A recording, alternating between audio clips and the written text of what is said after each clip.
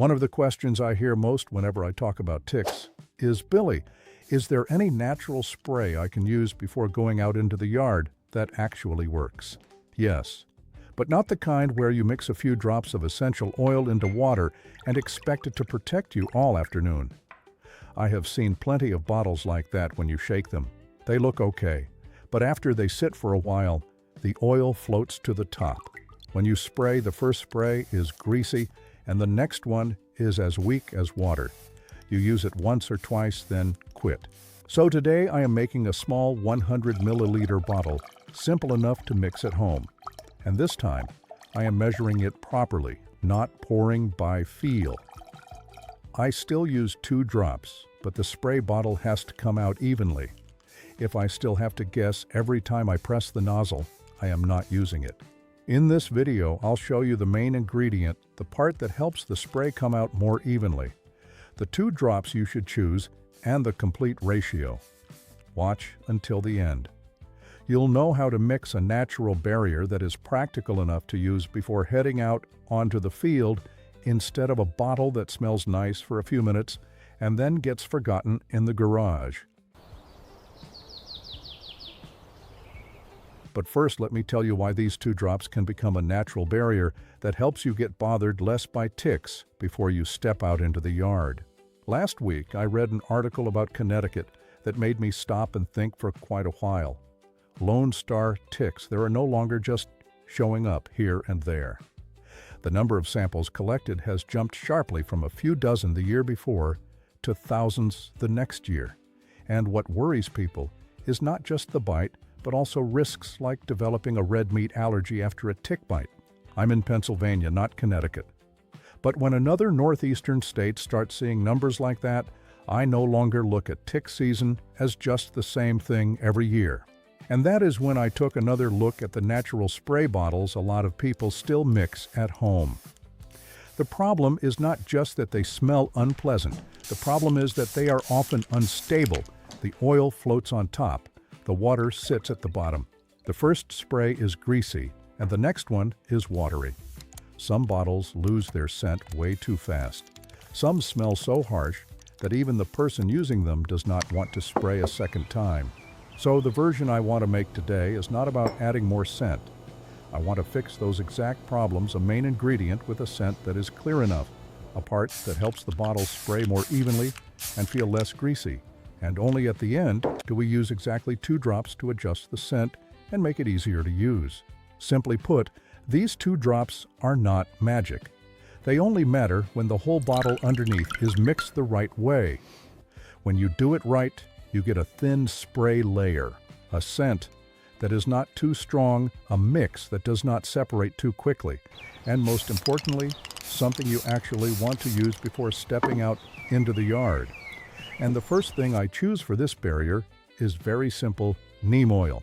Recipe 1. Neem oil the core that gives the barrier some strength. I'm holding this bottle of neem oil in my hand, and honestly, the second you open the cap, you know right away this is not something meant to make you smell good. Its smell is pretty strong, a little bitter, kind of like the smell in the corner of a gardening shed. For a small spray bottle of about 100 milliliters, the amount of neem oil I use is 1/4 teaspoon. That is all. Not a full spoon. Not adding more just to be safe. The more neem oil you use, the greasier the bottle gets, the heavier the smell gets, the more likely your skin is to get irritated, and there is a good chance you use it once and then quit using it altogether. I also do not put pure neem oil directly on my skin. There is no need to do that. In this formula, neem oil is the core scent, but it has to be diluted and spread out thin. I want it in a light spray bottle that sprays evenly and is easy to use, not a heavy oily streak with a strong smell sitting on my sleeve. The way I do it is I do not put neem oil into the bottle first. I prepare the liquid part first, so when the neem oil goes in, it has something to cling to and spread out more evenly. Neem is an oil, so when you pour it into water and just give it a quick shake, it will float to the top. When you spray it out, some spots are all oil and some spots are almost just water. So remember this part first: 1/4 teaspoon of neem oil for a 100 milliliter bottle. That is the core. But neem oil alone does not make a spray solution. It is still too heavy, too oily, and very likely to sit in its own separate layer inside the bottle.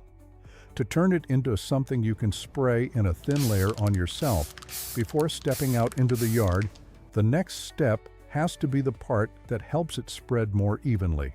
Recipe 280 milliliters which: hazel, 1 spoon of aloe, half a spoon of glycerin. This is the part I fixed after a few homemade batches I was not happy with. Neem oil has real punch, but if it feels unpleasant on your skin, you are not going to use it consistently. To make this bottle do what I promised at the beginning of the video: spray evenly, feel light, and not get forgotten. After one use, I need 3 things: witch hazel, aloe, vera gel, and vegetable glycerin. For a spray bottle of about 100 milliliters, the largest amount is 80 milliliters of witch hazel. I use it as the main liquid base because it is light, sprays easily, and does not make the mixture thick. When it sprays out, I want it to feel like a thin mist, not a layer of oil sitting on your skin. Next is 1 teaspoon of aloe vera gel. Just 1 teaspoon. I do not add more just because aloe sounds soothing for the skin. Too much of it makes the bottle thicker, and the spray nozzle can start working one moment and not the next.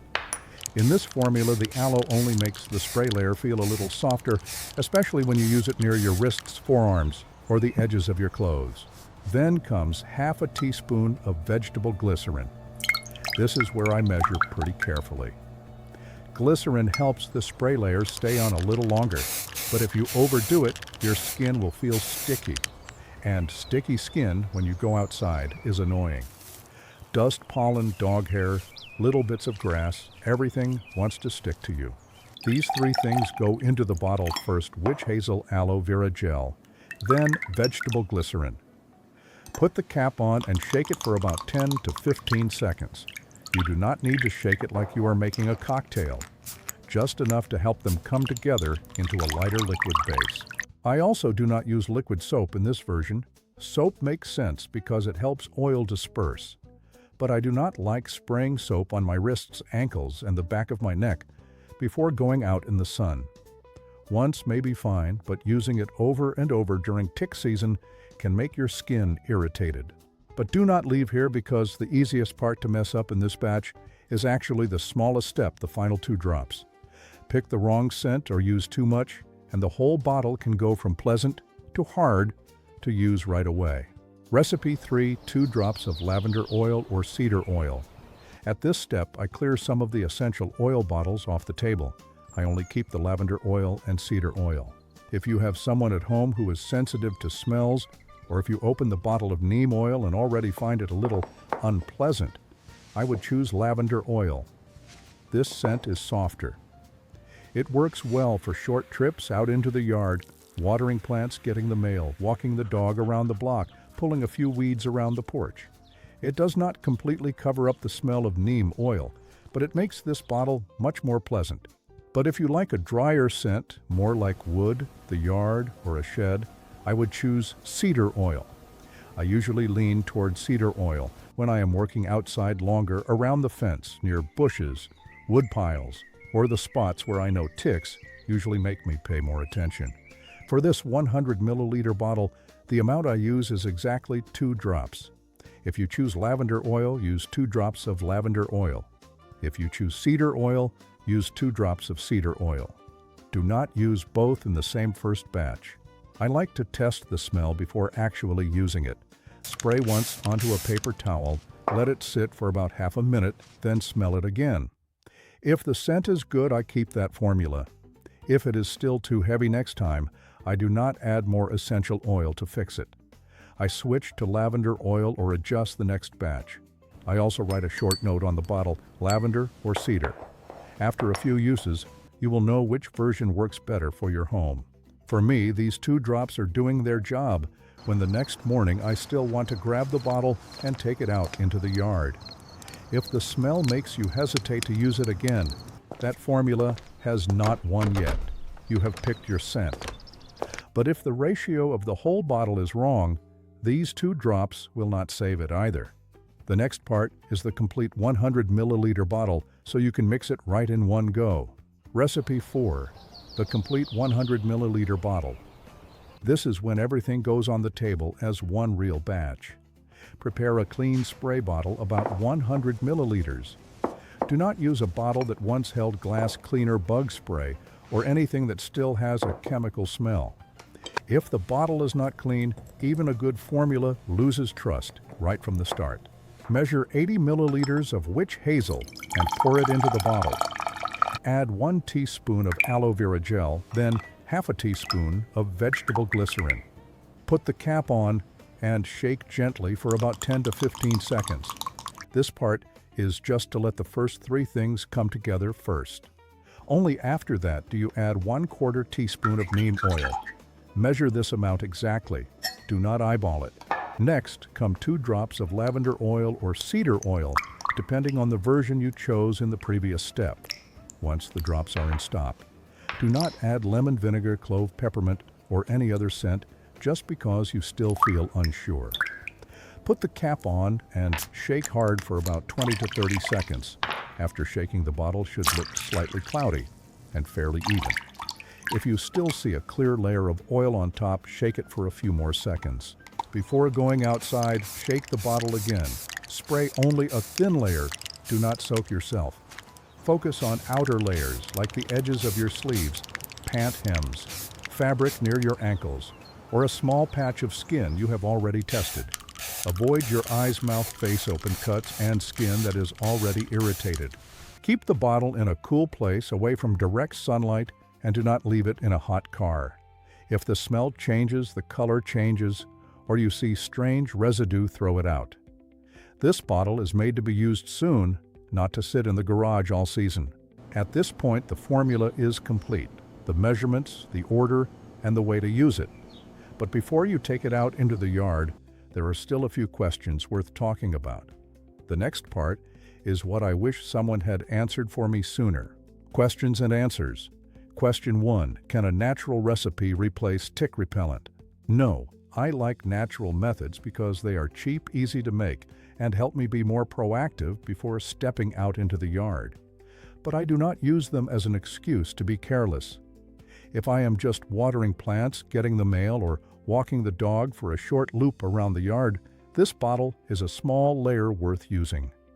But if I am going into tall grass brush or working outside for half the day, I will not rely on it alone. At that point, you need proper clothing. Avoid thick, overgrown areas and use stronger protection when needed. The best natural tip is one that knows its own limits. Question 2. Does a stronger smell mean it works better? Not necessarily. A smell that is too strong usually makes you give up first. You spray it once, get a headache, your clothes hold the smell, your skin feels irritated, and then the bottle just sits in the garage. So the recipe may sound strong, but it does not survive real life. I only need the scent to be clear enough to know I have a layer of protection, but not so strong that the whole family asks, "What did you just pour on yourself?" To me, a good recipe is not something that knocks people over. A good recipe is something you still want to pick up and use again tomorrow morning. Question 3. Should I spray it on skin or clothing? I put clothing first, pant, hems, sleeves, the outer fabric near the ankles. With skin, I am more careful. If I use it on skin, I test a small area first and wait to see if there is any redness, burning, or itching. Do not spray it on your face, eyes, mouth, neck, too close to the airway or open wounds. And do not spray yourself until you are wet. A thin layer is enough. If you are outside for a long time sweating or the weather is humid, the scent can weaken. When needed, shake the bottle and spray lightly again. Do not keep layering it until it feels sticky and greasy. Question 4. What if there are dogs or cats in the house? I do not spray this recipe on dogs or cats. I know a lot of people want to do that because ticks often come into the house on dogs. But pets are not the same as human skin. Dogs can lick their fur, lick their paws, and swallow what you just sprayed. Cats are even more sensitive to many essential oils. So I do not use this bottle on pet fur dog beds, fabric collars, or places they often lick. If you are worried about ticks on dogs or cats, ask a veterinarian and use products made specifically for them. Question 5. What if a tick has already attached? At that point, this bottle is no longer the main tool. I do not spray it on the tick to make it let go. I also do not pour oil, alcohol, essential oil, or anything else on it to test it. Once a tick has attached to the skin, what you need to do is remove it properly, then keep an eye on your body afterward. I like cheap tips, natural tips, garage tips, but there are times when you have to know when to stop. Today's recipe is for use before going outside. It is not a treatment for a bite, not a way to treat illness, and not a replacement for medical advice if your body shows unusual signs. A natural spray bottle like this is not a promise that ticks will disappear from your yard. It is just a small layer, cheap, easy to mix, easy to carry, and practical enough for you to use before stepping outside. I know a lot of us like natural tips because they make us feel more in control. I do too. But being proactive does not mean believing blindly. This recipe has its limits. It does not replace checking your body. It does not replace products made specifically for pets, and it cannot deal with a tick that is already attached to your skin. If you have watched this far, that means you are truly serious about protecting your home, your yard, your dogs and cats, and yourself during tick season. That deserves respect. Let me know which version you would choose, lavender oil or cedar oil. And if you have a tip you have actually used out in the yard, leave it below. It just might help another family avoid trouble this tick season.